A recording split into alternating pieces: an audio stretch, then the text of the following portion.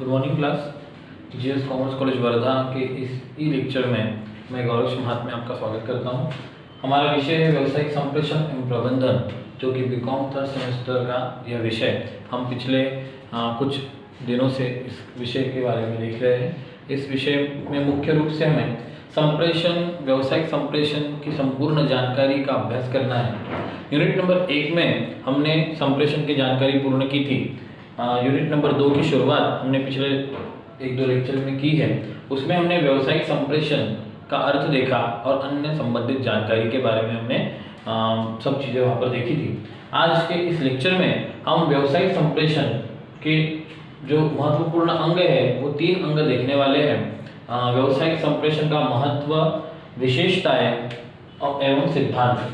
तो यहाँ पर जब हम व्यावसायिक संप्रेषण की चर्चा करते हैं तो व्यावसायिक संप्रेषण का एक सामान्य सा अर्थ ये है कि व्यवसाय के अंतर्गत, व्यवसाय के भीतर जब कर्मचारी या फिर अन्य जो पार्टिसिपेंट्स है, जो कि बिजनेस में हमारे कमर्शियल बिजनेस में जो पार्टिसिपेंट्स हैं, उनके बीच में होने वाले वार्तालाप, चर्चा, शेयरिंग ऑफ आइडियाज को हम लोग व्यावसायिक संप्रेषण कहते हैं। तो उसका महत्व में सबसे पहले हम देखेंगे कि उसके महत्व में कौन कौन से महत्व यहाँ पर हमको दिए हैं। तो सबसे पहले नीति बनाना, पॉलिसी मेकिंग जिसे हम कहते हैं। तो बिजनेस में विदाउट कम्युनिकेशन हम लोग कभी भी कोई भी पॉलिसी, कोई भी नीति नहीं बना सकते। तो उसके लिए हमें महत्व, व्यावसायिक संप्रेषण का यहाँ पर महत्व है।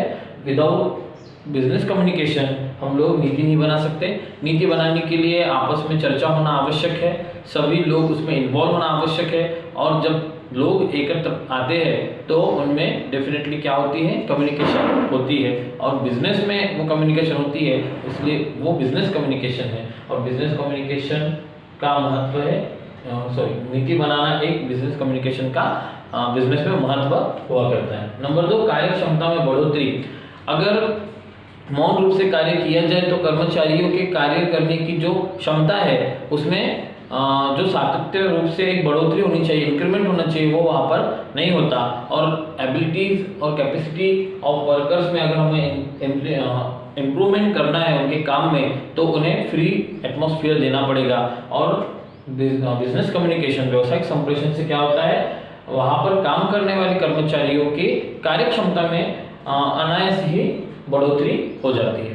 तो ये भी इसका एक महत्व है। नंबर 3 है ध्येय प्राप्ति। ध्येय प्राप्ति के लिए किसी भी प्रकार के ऑब्जेक्टिव्स और एम्स को अचीव करने के लिए व्यावसायिक संप्रेषण महत्वपूर्ण एक साधन है, क्योंकि उसे प्राप्त करने के लिए हमें इंटरपर्सनल कम्युनिकेशन बोलिए या फिर सामान्य बिजनेस कम्युनिकेशन बोलिए, इसका यूज करना ही पड़ेगा। विदाउट इसके हम लोग किसी भी प्रकार के ऑब्जेक्टिव्स को अचीव नहीं कर सकते। नंबर 3 है समस्या निवारण।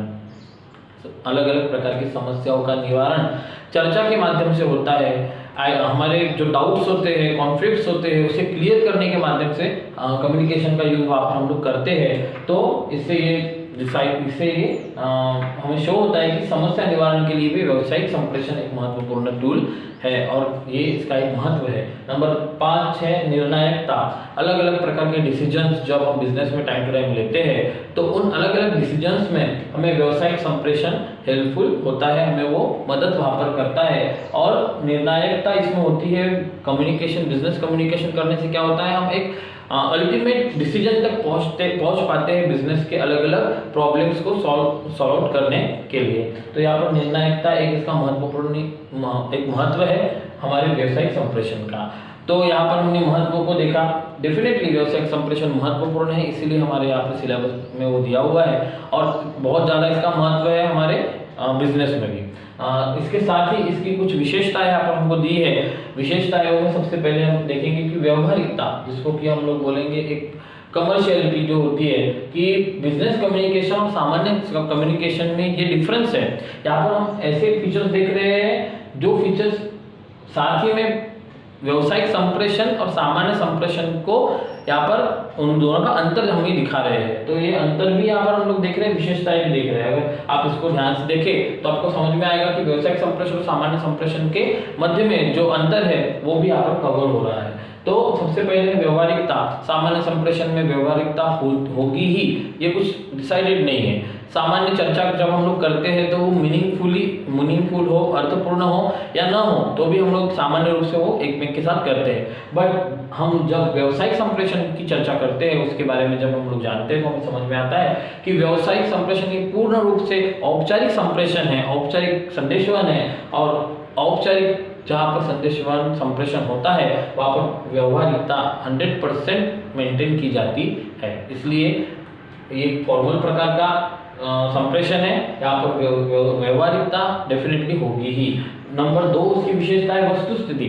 जब हम सामान्य संप्रेषण की चर्चा करते हैं तो जब हम सामान्य रूप से एक के साथ वार्तालाप करते हैं या फिर कम्युनिकेशन हमें होता है तो उसमें वस्तुस्थिति होगी ही, ये आवश्यक नहीं है। हम कभी कभी कल्पनात्मक चीज़ों के भी चर्चा में समावेश कर लेते हैं। बट जब हम लोग व्यवसायिक संप्रेषण के बारे में जानते हैं तो व्यवसाय में जब हम लोग कम्युनिकेशन करते हैं तो वस्तुस्थिति वहाँ पर होनी ही चाहिए। डेफिनेटली वहाँ पर रियलिटी होती ही है, रियलिटी के बेस पर ही हम लोग बिजनेस में कम्युनिकेशन करते हैं, कुछ भी फेक बातें वहाँ पर हम लोग नहीं किया करते। देन स्पष्टता, क्लियरिटी जिसको हम लोग कहते हैं, तो व्यवसायिक संप्रेषण की एक विशेषता ये भी है कि जब हम लोग व्यवसायिक संप्रेषण करेंगे तो उसमें क्लियरिटी होनी चाहिए, वहाँ पर स्पष्टता होनी चाहिए, अस्पष्टता नहीं होनी चाहिए। किसी भी प्रकार की जानकारी को मैसेज में छुपाना, बढ़ाकर बताना, कम बताना, ऐसी चीज़ें वहाँ पर नहीं होनी चाहिए। डेफिनेटली वहाँ पर एक 100% क्लियरिटी, ल्यूसिडनेस जो होता है वहाँ पर हमको मेंटेन करना है। तो स्पष्टता होती है विशेष उद्देश्य। देखिए बिजनेस कम्युनिकेशन जो होता है, व्यवसायिक संप्रेषण, वो हमेशा एक विशेष उद्देश्य के साथ ही होता है। क्योंकि यहाँ पर हमने देखा व्यवहारिकता है, वस्तुस्थिति है, तो ये हमको बता रहे हैं कि फॉर्मल टाइप ऑफ कम्युनिकेशन है, एक औपचारिक प्रकार है हमारे संप्रेषण का। और जहाँ पर औपचारिकता है वहाँ पर डेफिनेटली क्या होगा, विशेष उद्देश्य होगा। और व्यवसायिक संप्रेषण विशेष उद्देश्य के साथ ही होता है। अगर किसी कर्मचारी के काम में कुछ मिस्टेक है या फिर वो काम ठीक से नहीं कर रहा है तो उसे हमने नोटिस दिया, तो उसके पीछे का उद्देश्य है कर्मचारी ठीक हो जाए, काम में उसके सुधार वो कर दे। या फिर हमने किसी अन्य प्रॉब्लम को सॉल्व करने के लिए कम्युनिकेशन किया, नए प्लान बनाने के लिए कम्युनिकेशन किया। इन सब चर्चाओं में, कम्युनिकेशंस में क्या है, एक डेफिनेट उद्देश्य है, ऑब्जेक्ट है। तो ऑब्जेक्टिव के साथ ये होता है हमेशा बिजनेस कम्युनिकेशन। नंबर लास्ट है मन में बदलाव। देखिए बिजनेस कम्युनिकेशन से क्या होता है, हम लोग सभी के मन में बदलाव वहाँ पर ला सकते हैं, उनको अलग अलग प्रकार से काम के लिए मोटिवेट कर सकते हैं। तो यहाँ पर हम लोग इसको बोल सकते हैं कि मोटिवेशन के लिए भी हम इसका एक यूज कर सकते हैं व्यवसायिक संप्रेषण का। तो इस प्रकार से हमने इसकी विशेषता देखी। नेक्स्ट है सिद्धांत, जिसको कि हम लोग प्रिंसिपल्स कहते हैं। तो देखिए सभी चीज़ों का सभी कंसेप्ट के सिद्धांत होते हैं, प्रिंसिपल्स होते हैं, जिसके आधार पर वो कंसेप्ट काम करती है। तो सिद्धांत जो है प्रिंसिपल, उसमें सबसे पहले देखेंगे कि व्यवसायिक संप्रेषण कैसा होना चाहिए, स्पष्टता उसमें होनी चाहिए। जैसे कि हमने विशेषता में देखा कि जब भी हम कम्युनिकेशन करेंगे बिजनेस में तो उसमें एक क्लियरिटी होनी चाहिए, किसी भी प्रकार की जानकारी मैसेज में छुपी नहीं होनी चाहिए, कोड में नहीं होना चाहिए, या फिर उसको काल्पनिक एक रूप नहीं आना चाहिए। वो कैसा होना चाहिए, क्लियर होनी चाहिए। नंबर 2 है भाषा। जो भाषा होती है, जो लैंग्वेज बायसेस अलग अलग प्रकार के होते हैं, वो सभी के सभी भाषा के कारण होते हैं। तो भाषा कैसी होनी चाहिए, भाषा वो नहीं कि जो मैसेंजर को आती हो, भाषा वो होनी चाहिए जो कि रिसीवर्स को समझ में आए। तो हमेशा जब भी हम लोग बिजनेस कम्युनिकेशन करेंगे, व्यवसायिक संप्रेषण जब भी हम करते हैं, तो वो उसमें भाषा ऐसी होनी चाहिए जो हमारे आगे वाले व्यक्ति को समझ में आए, ताकि वो उस मैसेज को समझ सके, आत्मसात कर सके और उस मैसेज का जो उद्देश्य है वो पूर्ण हो।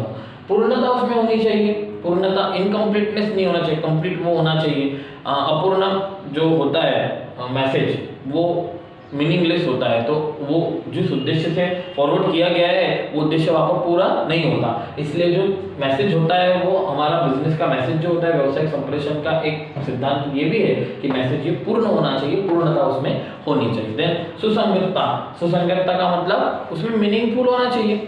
मीनिंगलेस कोई भी चीज़ हम लोग हमारे बिजनेस कम्युनिकेशन में नहीं डाल सकते। तो वहाँ पर हमको हमारा मैसेज कैसा होना चाहिए, सुसंगत होना चाहिए। जो व्यक्ति को वो मैसेज देना है उसी व्यक्ति को देना चाहिए, जिसने देना है उसने ही देना चाहिए, और उस मैसेज में उससे ही रिलेटेड, उसके वर्क ऑफ नेचर से ही नेचर ऑफ वर्क से ही रिलेटेड चीजें वहां पर होनी चाहिए। तो सुसंगतता एक यहाँ पर सिद्धांत हो गया। देन सातत्यता, कंटिन्यूटी इसको हम लोग बोलेंगे।